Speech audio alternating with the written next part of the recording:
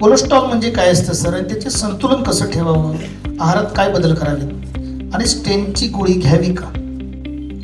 Cholesterol हे ABCD-EF या 6 मुख्य कारकांमधलं एक कारकता आहे, याच्यात काहीही शंका नाही. कोलेस्ट्रॉलचे अनेक 5-6 प्रकारचे उपविभाग असतात. त्याच्यात HDL हे चांगलं कोलेस्ट्रॉल आहे, गुड कोलेस्ट्रॉल म्हणतात, आणि LDL हे बॅड कोलेस्ट्रॉल म्हणतात. LDLचं प्रमाण 100 पेक्षा जास्त नकोच, आणि HDL हे 50-55 पेक्षा जास्त असलं पाहिजे. चांगलं कोलेस्ट्रॉल जेव्हा जास्त चांगलं येतं, म्हणजे एकदा असं झालं की आमच्या एका मित्राचं HDL कोलेस्ट्रॉल 65 आलं. तो इतका खुश झाला की आज संध्याकाळी मी पार्टी देणार. म्हटलं पार्टी देऊन अजून कोलेस्ट्रॉल वाढणार? नाही म्हणे, आपण घरीच पार्टी करू, म्हणजे पुढचा सांगायची गरज नाही काय.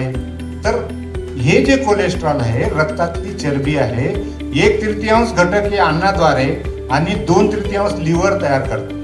त्यामुळे फक्त अन्न घटकाने फक्त कंट्रोल कोलेस्ट्रॉल होतं असं नाही, पण कमी तर नक्की होतं. त्यामुळे तेल, तूप, लोणी, स्निग्ध पदार्थ, शेंगदाणे, ती लाल भाजी वापरणं, मी सोपा उपाय सांगतो. जनरल याच्यात हे चांगलं राहील. एका माणसाने एका महिन्याला 1 किलो तेल खाल्लं पाहिजे. खाल्लं म्हणजे वापरलं गेलं पाहिजे. 4 माणसं घरात आहेत, 4 किलो तेल आणा, 1 तारखेला आणा.